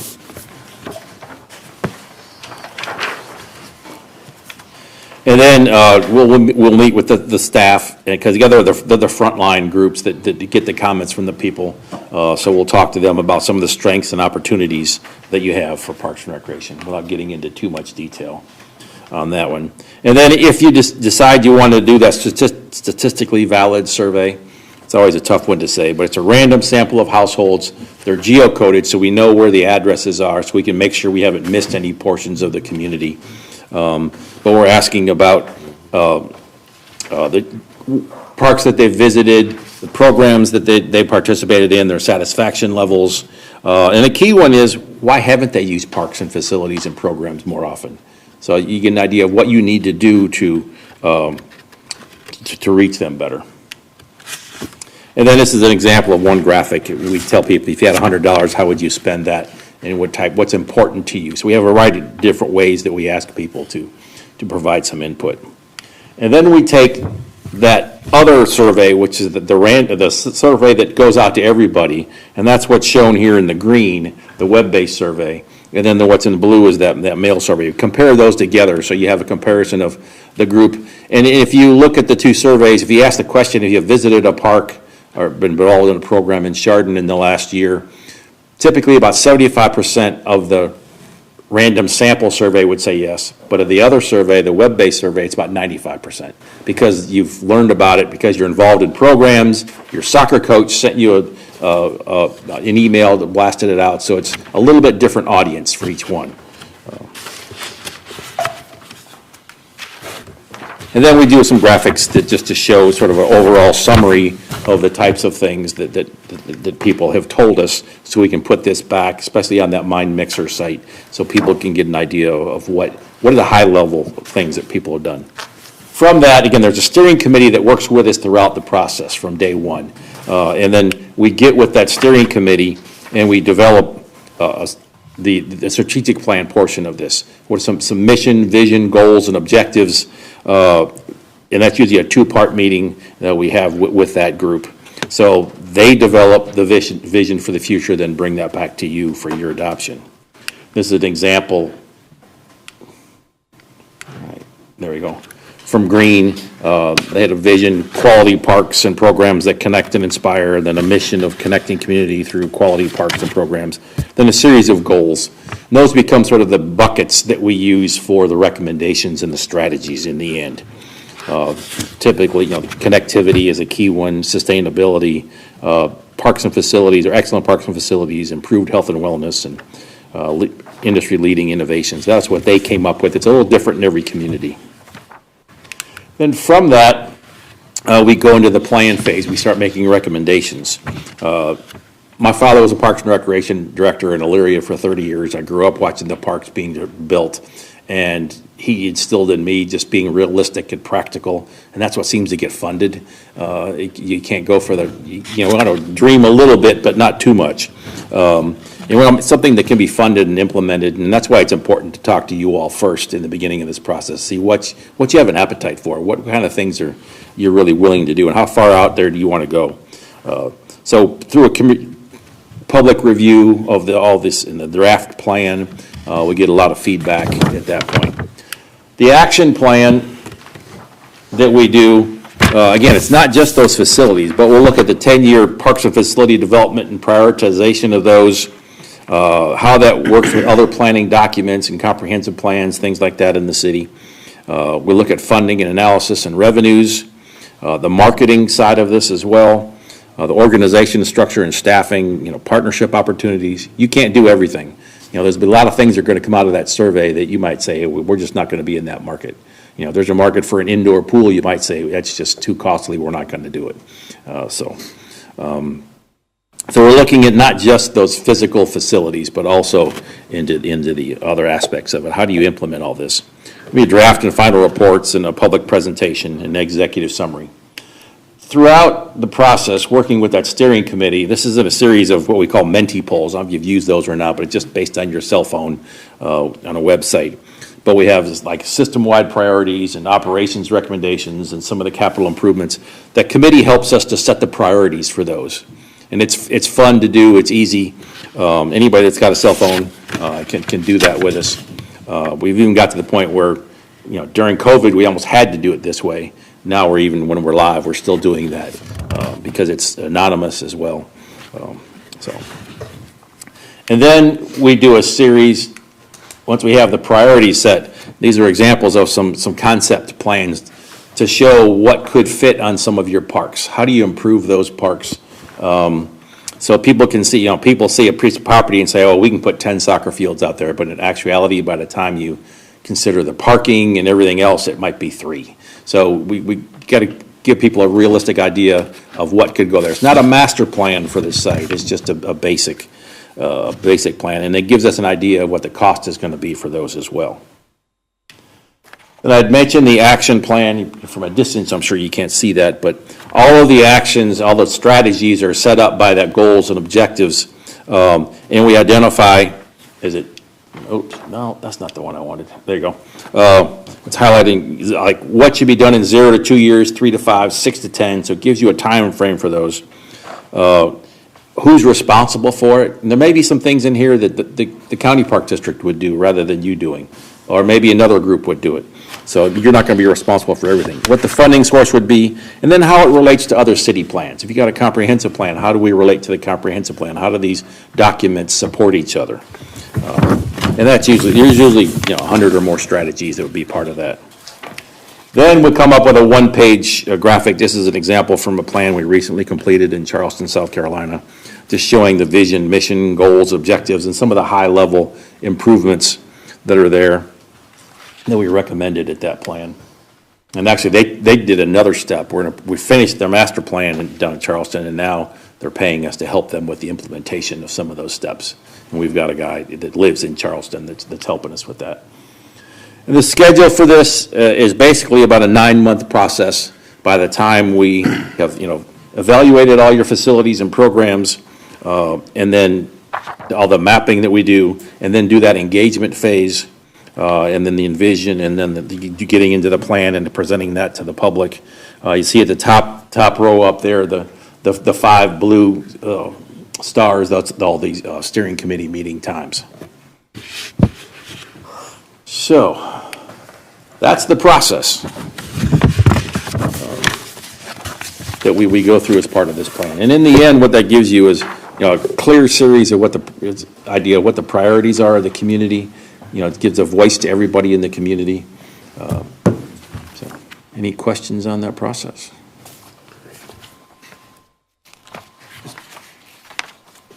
I was going to say, do you have experience, or what has your experience been in creating a joint park district? I mean, so the city of Chardon, relatively small city. I think a lot of our users come from within the zip code or within the school district that are not taxpayers of the city. Right. How do we get? Joint recreation district? Basically, joint recreation district. I mean, part of this master plan is going to have to be to find out what do those people want. Right. Because they're the ones that participate in the programs. Right. And that was something that when I was meeting with Randy and Adam, we talked about that the townships use your facilities and they don't really have any facilities or programs out in the townships. So they could become a part of this. We've done plans like Medina. We did a plan several years ago, and Medina and Montville townships participated as part of this. And we surveyed their residents as well. The residents to the other, they're right like you. They're right in the middle of 4 townships. So the other 2 on the west were more rural and they didn't get involved, but the 2 on the east got involved. So we can do that. We've worked with joint recreation districts a bit in the past, because that's a way to get things done. So in those joint, do those joint recreation districts have the ability to float a levy and? Yes. Okay, Yes, they do. they do, okay. Yeah, and that's typically the reason for doing it. You know, sometimes sometimes there's school district boundaries that are different than the city boundaries, so you'll give it a larger tax base than just the city. I think it's critical. Yeah. Adam gave me some program information. I did a quick survey of some of the programs, and as it's been traditional, and it still continues, as Andy indicated, a large percentage of the users are non-city residents. And they're in the surrounding townships. And you look at the population numbers, I mean, there's more out there than inside our city. Right. So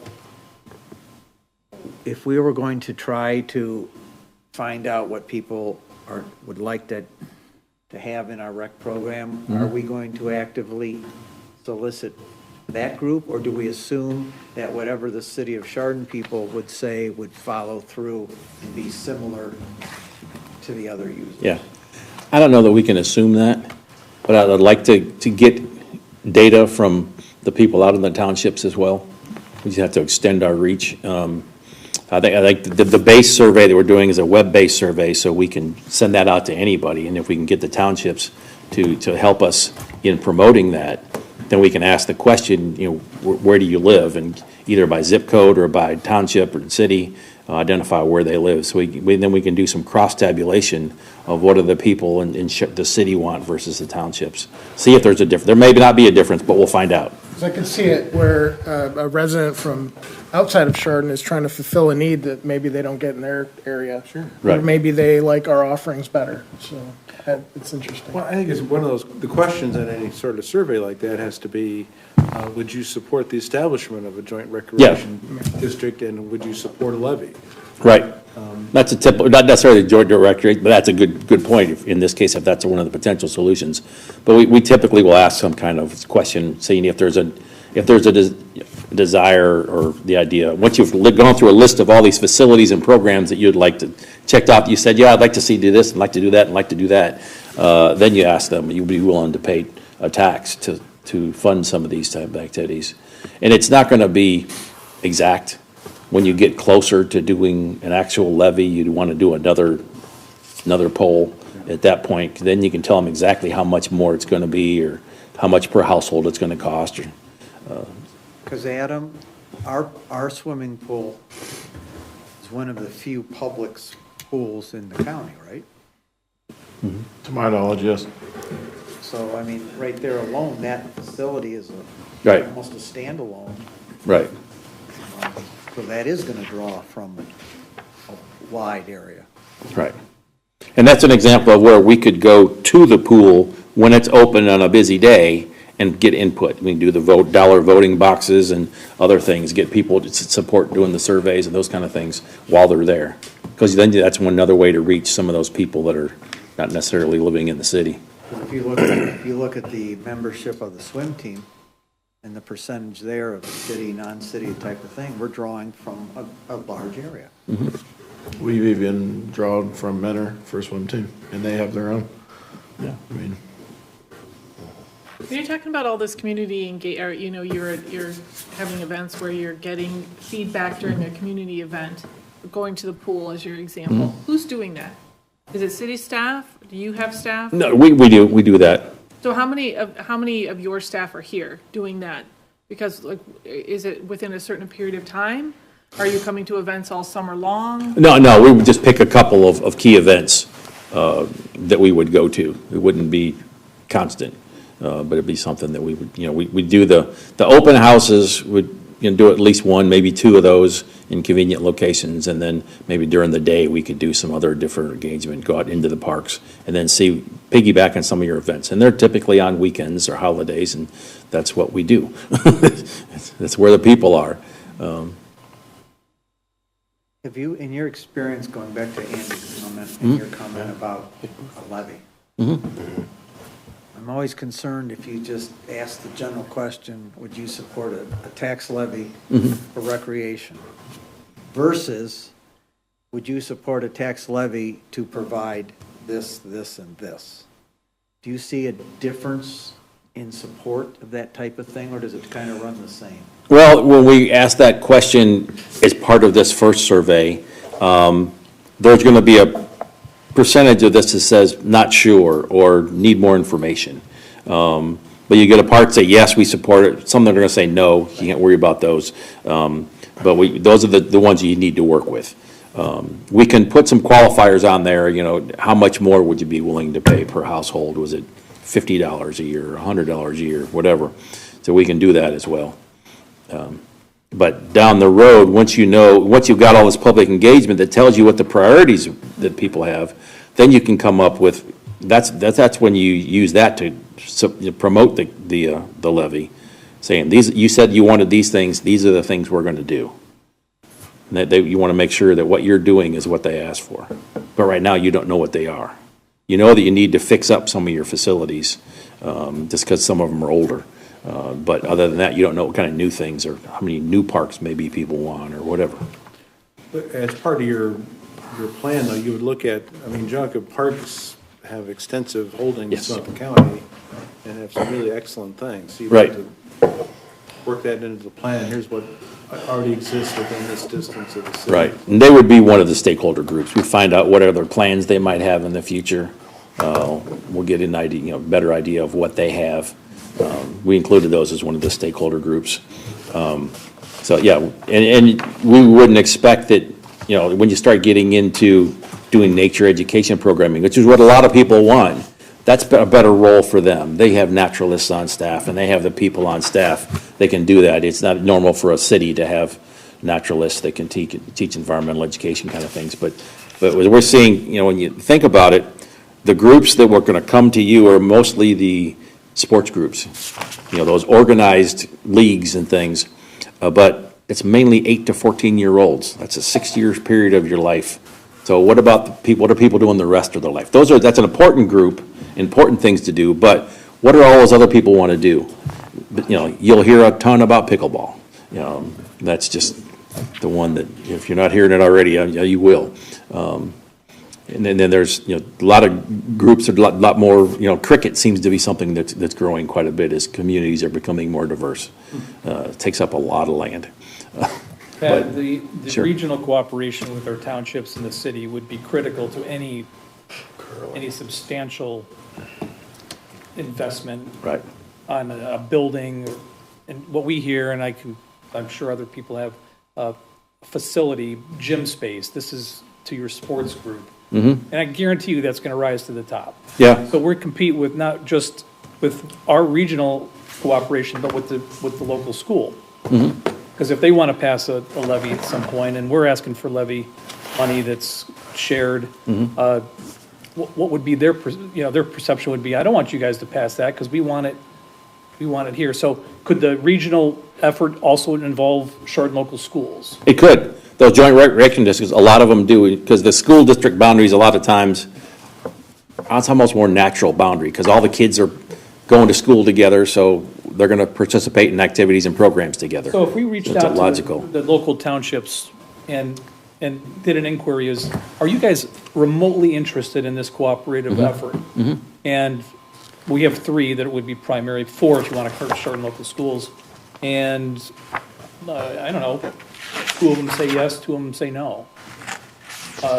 But could you help us with how do we broach that level of communication to determine whether we're going to go further? Because Right. if they're not on board, we're not building a new gym somewhere. Yeah. It just isn't, it's not Right. feasible, as much as it would be great, and an indoor pool is certainly in that same genre of. Yeah. Probably not going to do that, but what would be your approach if we just said, we need help with coming up with a plan to approach the groups that we want to share revenues with? Or- Yeah, we would, well, I think it'd be a good idea to start with some of the surveys, find out what people are telling us they want, include the geography from those potential areas, and then be able to take that data back to those groups and I say, just this don't is know what if people we're said they want. Talking about individuals, I'm saying just the township. The organizations? Trustees. Yeah. This is what we're looking at. We're looking to invest in a group, but we're not gonna, nothing's gonna be accomplished on a large scale unless we're more regional. And but we'd need to get their input on that, And we could meet with them early on in the process and see if there's any possibility. But could that be something outside of the master plan, meaning, like, right now, that would be part of the master plan. I'm Okay. just wondering, is there something that? Do that before the master plan? Sort of a Yeah. induction into this process to see if there's more of a regional interest, then that's something that you. Yeah, that could be something we could do, prior to even starting the master plan, if you want, even as a separate contract, and if nobody has any interest, and maybe you don't do the master plan. The mayor's just a right. thought. If, to do something major, we need everybody. Yeah. It's just the numbers, it's pure numbers. If they're on board, then let's talk to the folks. Yeah. I can see that, but if they're not on board, Yeah, we have a little trouble, we share a safety resource officer at the high school. Well, we fund the services for that safety resource. Okay. We've reached out to other townships to help in that regard. And I think, I might be speaking out of turn, but we get some funding a little bit from Chardon Township. Isn't that correct? Nothing? Not in the recent years. Not the recent years. This is just one small example yeah, of cooperation that we haven't been able to. But Okay. when it comes to the sports groups, they are Right. very dynamic. Adam knows this, he'll Yeah. shake his head for the next 2 hours. They're very vocal, they're very active, and Yep. so that's a different perspective. But I'd want to approach those townships and the city with this more of a getting started. right. Option. And if they were interested, then we could expand and do some of our open houses, for example, out in the townships. So it's convenient for the people that live out there, I just think. rather than making them come to downtown Chardon all the time. I would be hesitant to say, we're going to go forward with this without more of the regional appeal. Okay. I think that's a great idea, to have that new scope be proposed and send us a price point for that. Because then it does change the method of what's going to happen and what's important for the Right. city. Is Right. it all going to be together with a larger scale, or just the city of Chardon itself? Right. And I like going to the townships first and saying, okay, what would you do? And hopefully then they would be part of the master planning process, Right. and in financially helping as well. Right. Just to back up a little bit, the reason we invited Pat here this evening was we put out the RFP. We had 2 companies respond. The committee that did the selection recommended Branstetter. Carroll, I always forget. And then they supplied the proposed fee, which was double what we have had budgeted. As you can see, they do a wonderful product. It's very, very thorough on many fronts from the beginning to the end. We were trying to beat them up a little bit of how could we trim some of these numbers out to make it more affordable. But it's really line item, you have this, it's cost of this, you have this, and you can cut out 1,000 here, 1,000 there, 1,000 here, 1,000 there, but at the end of the day, it's still going to be a lot more than we had budgeted. So at that point, decided, well, it would help council to understand what the process is, what they would do, and then help this dialogue that we just had and heard tonight. Where do you want to go with this process now? So it seems like that's a good resolution, where we want to go. We can get that number, and then it would be the city's, decision, and we could use that master plan money that we had for the whole plan to use for the scope of this beginning phase. Right. If that's council's druthers, and go on from there. I think that's the correct approach. One thing that I would caution is that we enlist the support of these other athletic groups in the townships, because it's crucial that if we go and present something to their board of trustees, and they've not heard from anybody, their first reaction is, when we ask for money, is to tell us to take a hike. So we need to get political support so that they're on board with it, even before we approach them. I think it has to be stressed that this isn't the city of Chardon alone, and we're just asking for their financial help. This is Right, yeah, we're not asking for their money to support our residents, we're asking for support all of, everybody who participates in these programs. And we show the numbers, the percentage that are outside the city. Right, some of the facilities will be built outside of the city. You know, we don't have. Could be. You know, limited. It wouldn't be a limited amount of city, parking. it wouldn't be a city park and rec, it would be a joint. Correct. Which would be Right. a totally separate animal than the city. Right. And Adam and I have had these talks, and I said, you know, if everything really went well, you know, I don't want to see Adam go anywhere, but then Adam could transfer and be the person running Right. the joint facility then. Right. Yeah. And sometimes they just, like, these school district boundaries just gives you a broader tax base if you are gonna go for some type of a levy. Even if it's just, you know, the city and the school board, I'm not sure what the boundaries are of the school district, but I'm assuming it goes well beyond the city limits. Right, it's the surrounding township. Yeah. We're talking about are all within. And that becomes the geographic area that you're looking at, but I think you'd want the trustees on board from those townships. So we can sort of explain to them what the process would be and see if there's any interest. And yeah, having those numbers in hand would be very important. Say how many residents, you know, in your programs, what percentage are city versus township residents? Because they're getting services for free, basically. But also, at the end of the day, it's up to the residents to vote for it or not, Right. you know, whether they want to support it or not. And it would have to be a continuous levy to support, you know, the park and recreational district. And we've worked with a lot of communities throughout Ohio in getting levies passed. And then in general, I think Ohio Parks and Recreation Association keeps a pretty good list of all recreation levies. And they have like a 10-year backlog of those, and it's about 85% of them pass. When you look at those 15% that haven't, they've either asked for too much money or there was some kind of political turmoil. You know, some people running against each other and whatever, that didn't always necessarily relate to Parks and Recreation, it was just personalities in a lot of cases. Any political problems with the parks in our county, but. So we're going to ask for a new quote, is that where we're at then? We're gonna ask for a new quote with this, kind of this new approach, Chris, that you've proposed. And then that will be brought back to council do we need to bring it back to council once we get it to? If you like, absolutely, we can come back and explain it and see where we are. Yeah. This is not a full-blown plan.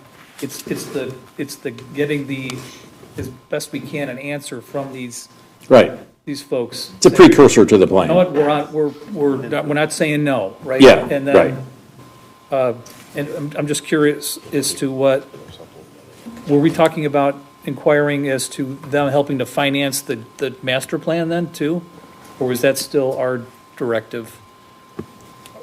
So that's something we can talk about internally, but I would think that if we move forward with the larger field of interest, then potentially we look at having them support some of those. Right. funds. I see if there's any interest at all in them participating in a district, you know, just get a broader tax Do you base. have everything you need from us, or are you gonna work with Adam? I think, yeah, we'll get it figured out. And then you'll reach out? Yeah. And if I understand, we probably have, that's like a two-phase thing. We do that process, and then if there's a go-ahead on that, then let's go ahead with the whole master plan. But we got to sort of get an idea of how many townships or how many other groups are involved in that, because that's going to impact some of our fees and tasks. Or it's Yeah. Chardon Township, Munson Township, Hamden Township, and Chardon Local Schools. So there's your 4 entities that Right. would Okay. be part of. I mean, it turns out, you know, if maybe 2 of the 3 or 2 of the 4 are willing to participate in it somehow or interested in it. Positioning, that's when we're talking. Yeah, about it. It's that we'll like, find that out. You guys are out, then it's gonna be, so, but Yeah, please work with Adam and Okay. come back with we'll do that. something that, at least, you know, gets us off the diving board. Yep. The Park and Rec's term. Yeah. Well, thanks for your time tonight. I appreciate it. Thank you. Thanks, Pat.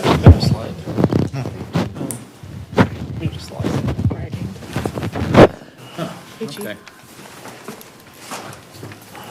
Moving on. Updated data for farm. Moving on to item number 11, legislation A. Would anyone like this ordinance read in its entirety? Hearing none? An ordinance authorizing participation in ODOT Cooperative Purchasing Program and declaring an emergency. Is there a motion to read this by title only for the second and third time? Second. Discussion? Call the question? Mr. Grau? Yes. Mr. Lowcoat? Yes. Mr. Martin? Yes. Ms. Means? Yes. Mr. Molesky? Yes. Mr. Blackley? Yes. Mrs. Chuha? Yes. Motion carries. Number and read it, please. Ordinance number 3202. An ordinance authorizing participation in ODOT Cooperative Purchasing Program and declaring an emergency. Ordinance number 3202. An ordinance authorizing participation in ODOT Cooperative Purchasing Program and declaring an emergency. Is there a motion for the adoption of ordinance number 3202? So move. Second. Discussion? Paul? Thank you, Mr. Mayor. This is the annual legislation that the Law Director and I bring to council for consideration for participation in the ODOT, the Ohio Department of Transportation Cooperative Purchasing. It's for items such as road salt, asphalt products, paving maintenance products, services, trucks, etc. We used to do this or every other year. ODOT in the last few years has requested it annually, so this is the annual ODOT participation that as soon as we pass, hopefully, I can order salt for next year come Monday. We're not out of this salt season yet, Paul. I'm already looking for next year. All right. So we're doing away with brine? No, Oh, that's part of it too. Okay. Anything else for Paul? Call the question, please. Mr. Lowcoat? Yes. Mr. Martin? Yes. Ms. Means? Yes. Mr. Molesky? Yes. Mr. Blackley? Yes. Mrs. Chuha? yes. Mr. Grau? Yes. Thank you. Thank you, Paul. Item 11B, would anyone like this resolution read in its entirety? Hearing none. A resolution transferring funds in the City of Chardon Treasury for 2022 and declaring an emergency. Is there a motion to read this by title only for the second and third time? So moved. Second. Discussion? Call the roll. Mr. Martin? Yes. Ms. Means? Yes. Mr. Molesky? Yes. Mr. Blackley? Yes. Mrs. Chuha? Yes. Mr. Grau? Yes. Mr. Loco? Yes. Motion carries. Number and read it, please. Resolution carries. Number and read it, please. Resolution number 9-22. A resolution transferring funds in the City of Chardon Treasury for 2022 and declaring an emergency. Resolution number 9-22. A resolution transferring funds in the City of Chardon Treasury for 2022 and declaring an emergency. Is there a motion for the adoption of resolution number 9-22? So moved. Second. Discussion? Mark? Thank you, Mr. Mayor. Members of council, you have before you for your consideration a resolution to transfer funds. The transfers are needed to maintain positive balances in the city's funds and are included in the budget. In general, the transfers reflect at least half the budgeted amounts with one exception. The transfer from the general fund to the GO debt service fund reflects the full budget amount because the entire amount will be needed to satisfy the debt service payments for the street garage facility. Thank you for your consideration. Is there anything else for Mark? Call the question. Ms. Means? Yes. Mr. Molesky? Yes. Mr. Blackley? Yes. Mrs. Chuha? Yes. Mr. Grau? Yes. Mr. Loco? Yes. Mr. Martin? Yes. Mark. Item number 12, review of expenditures. Dan? Yes, we did review the expenditures and everything is in order. Thank you. It'll take a couple of hours to. An hour and a half. Andy's fast. Take me about a little bit. Moving on to item number 13, executive session. Do we have a reason for executive session? Yes, we do. For the following reasons: to consider the purchase of public property for public purpose or the sale of property at competitive bidding, and preparing for conducting or reviewing negotiations or bargaining sessions with public employees concerning their compensation or other terms and conditions of their employment. I would like to invite Clerk of Council Amy Day, City Manager Randy Sharp, Law Director Ben Chinaki, Finance Director Mark Isofano, and Steve, no, not Steve? I think that's it. Is there a motion to go into executive session? So moved. Second? Moved and seconded. Call the roll, please. Mr. Molesky? Yes. Mr. Blackley? Yes. Mrs. Chuha? Mr. Graw? Yes. Mr. Lelko? Yes. Mr. Martin? Yes. Ms. Means? Yes. Thank you. It is 9:02 and we are in executive session. We were talking about Paul in executive session. Action.